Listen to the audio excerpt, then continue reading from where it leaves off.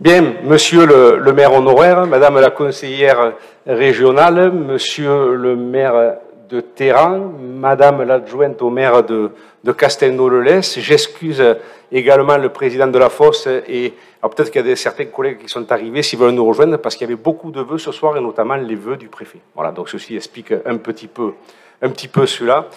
Messieurs les représentants de la gendarmerie, Père Babonne, merci pour votre présence. Mesdames et messieurs les élus, mesdames et messieurs les élus du conseil municipal des jeunes, mesdames et messieurs en vos grades, fonctions et qualités, et mesdames et messieurs, chers amis. Donc l'année 2023 qui marquait déjà la mi-mandat est derrière nous. Nous avons adressé au printemps dernier un bilan caractérisé par les réalisations ou le démarrage de 2/3 des promesses de 2020. Et ce, malgré le Covid, malgré la guerre en Ukraine, malgré l'inflation galopante et l'explosion des coûts de l'énergie qui grèvent tous les budgets, qu'ils soient publics ou privés. Mais caractérisé aussi par la forte mobilisation des partenaires financiers de la commune, qui nous ont subventionnés à hauteur d'1,7 million d'euros, gage de la qualité et de l'intérêt des projets proposés. Merci à l'État, à la région, à la métropole, au conseil départemental, à la CAF et à l'agence de l'eau. En 2023, la commune a été très sollicitée et souvent pour des premières, avec l'accueil du ministre du Travail au sein de la société Surfatec, France Adot qui nous a réservé la plantation du premier arbre de vie dans l'Hérault, l'association 1 million d'arbres avec une inauguration symbolique, la Fédération française de jeux de balle et du tambourin qui a tenu son assemblée générale, l'UNICEF qui a organisé son premier vide-grenier, ou encore l'ICM et la course Une lumière contre le cancer, ou l'inscription d'une nouvelle étape du FIS. Peut-être que le bon classement de Van Dargues, au palmarès des villes et villages de France où il fait bon vivre, y est pour quelque chose. 2023, c'est de nouvelles distinctions. Commune Économano, label cheval territorial décerné par France Énergie Animale, ville de l'innovation territoriale pour la AMF, prix reçu pour Recyclons nos rues sur la base de la mise en valeur de la politique des mobilités. 2023, c'est une nouvelle preuve du dynamisme économique de Van Dargues et de son attractivité avec diverses installations. Plasticlim, processus innovant pour recycler les plastiques agricoles, l'Arsenal et notamment son volet formateur, le développement des établissements Ferrini, le projet Saga avec ses locaux à destination de nos artisans, l'Atlas dernier né des immeubles de bureaux de Système U et sans oublier bien sûr le nouvel office notarial pour accompagner tous vos projets. 2023, c'est la reconnaissance par leurs pairs des qualités professionnelles d'élus de la majorité. Et j'en suis très fier et très heureux. Dans le milieu équin, celui de la solidarité, à la CAF ou au prud'homme. Et tout ça, c'est des compétences supplémentaires à votre service. 2023, c'est de nouveaux projets. La création du lieu d'accueil enfants-parents, la livraison de la rue du 8 mai 1945 et ses pistes cyclables de plus en plus utilisées. La forêt urbaine qui donne plus de sens au bassin de rétention du lotissement Pompidou. La livraison du nouveau service jeunesse Michel Garcia qui permet d'en améliorer les conditions d'utilisation mais aussi la capacité d'accueil des enfants. Le terrain multisport Philippe Beretti, répondant aux attentes de nombreuses associations victimes de leur succès. Les écoles des Asphodèles et de la Ribambelle avec leurs cours désimperméabilisés, arborés et équipés de nouveaux jeux plébiscités par les enfants. Et le programme de vidéoprotection livré en présence de la ministre Patricia Miralles. La culture n'a pas été oubliée avec la journée du livre, le salon de la romance, les expositions et autres colloques organisés au sein de notre magnifique bibliothèque municipale Jean d'Ormesson. Ni nos traditions et notre ruralité, aujourd'hui plus particulièrement menacées. Comment ne pas revenir sur cette manifestation du 11 février, réunissant 15 000 personnes à Montpellier? Nous y étions. Un fabuleux message de force et de mobilisation, sans casse, en étant pour et non pas contre. Mais à l'utilité minimisée si elle n'est pas suivie d'actions fortes et d'engagement. Pour Van Dargues, c'est bien sûr la signature de notre fête votive. C'est ce commodat signé entre la société Hectare, la cave coopérative et les agriculteurs qui met à leur disposition une 50aine d'hectares de terres et de vignes. C'est l'engagement des chasseurs responsables à nettoyer les garrigues aux côtés des citoyens et celui de notre CCFF, fort d'une 40aine de membres, tous très impliqués sur le terrain, ce qui nous évite début d'incendie et dépôts sauvages. On peut les applaudir parce que c'est très important.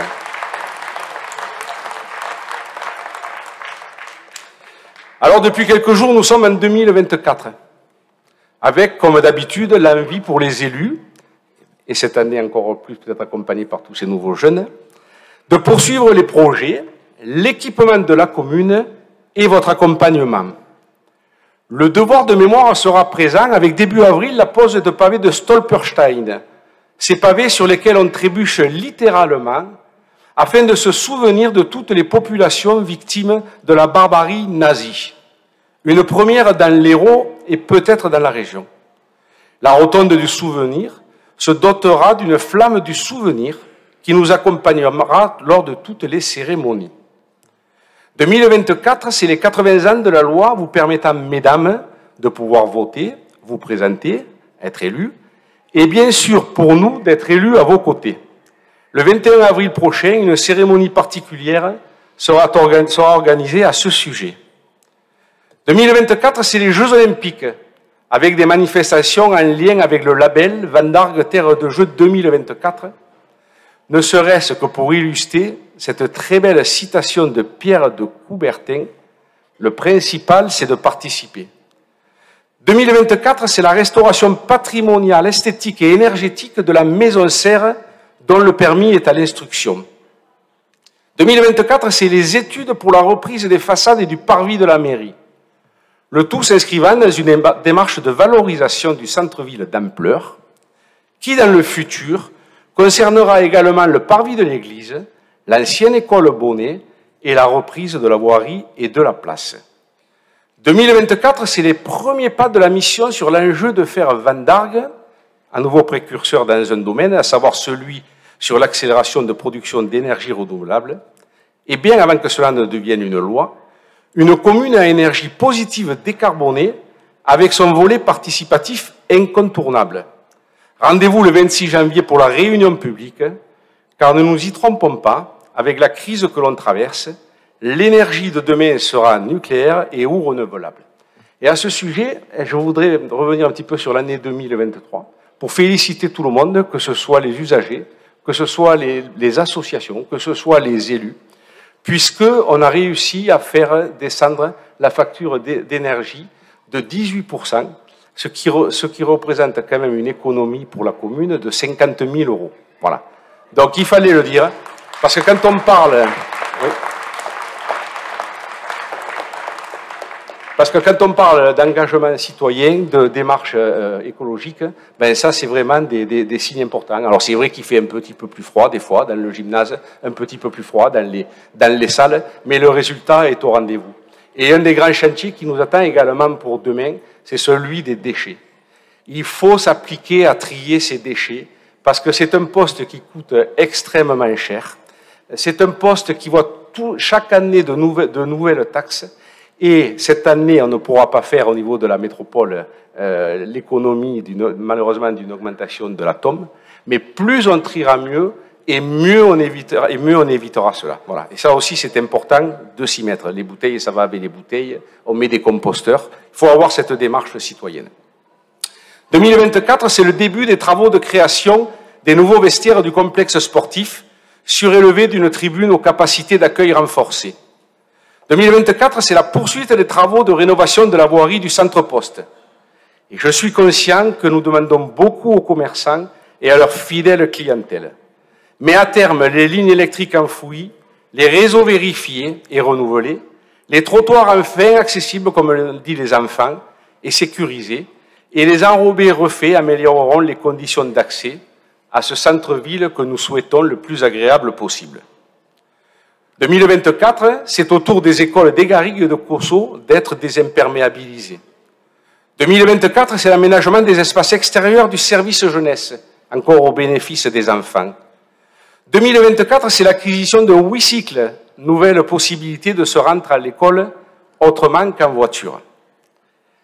Alors, vous l'avez compris, le budget d'investissement sera conséquent et comme nous nous y étions engagés, nous n'augmenterons pas les taux locaux d'imposition à Vendargues en 2024 afin de protéger votre pouvoir d'achat. Et 2024, c'est également la poursuite des investissements avec la métropole. On aura le plaisir d'accueillir une nouvelle étape du FIS, près de 3 millions d'euros qui sont mobilisés conjointement sur le chantier de voirie du centre-poste. Les premiers travaux pour le bus-tram et ses 5 stations prévues sur la commune, dont le nom, bien sûr, comme on a l'habitude à Vendargues, seront personnalisés. Sans oublier la montée en puissance depuis le 21 décembre dernier de la gratuité pour les usagers, et certes uniquement pour les usagers, des transports en commun. Et quand on habite Vendargues, avec cette situation géographique et cette qualité de vie enviée par tous, mais avec des contraintes inhérentes en termes de circulation, on soutient les actions qui peuvent faire espérer moins de véhicules sur les routes.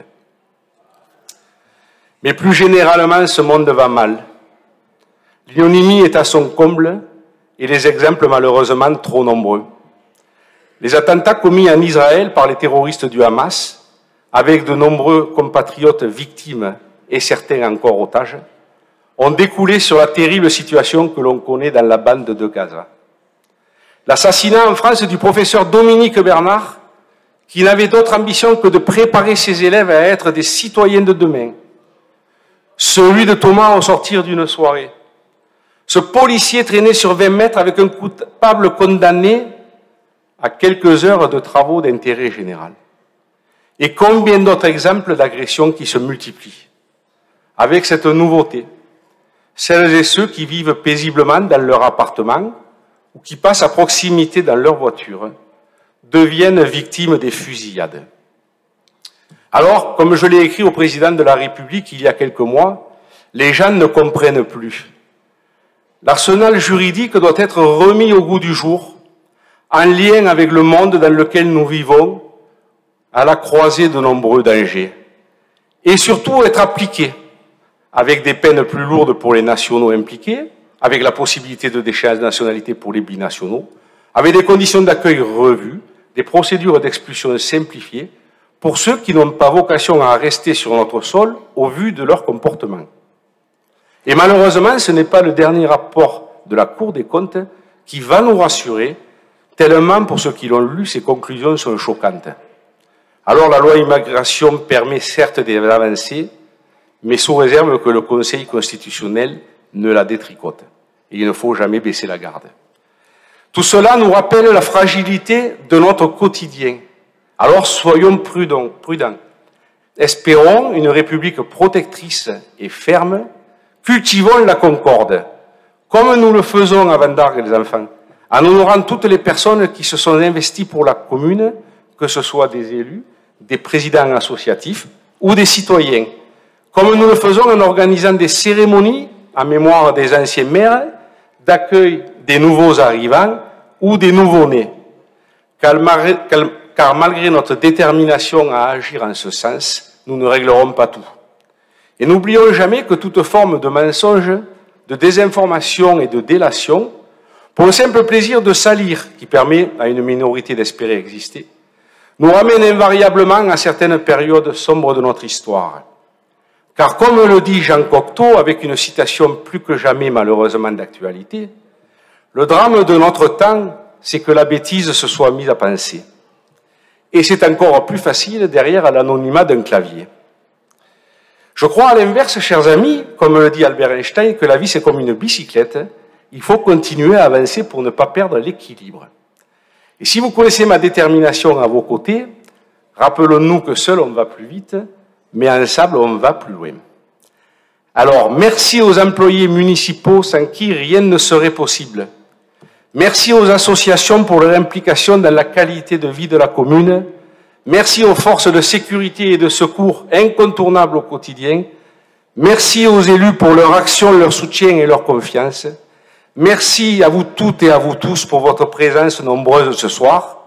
Vive Vendargues, vive la République et vive la France.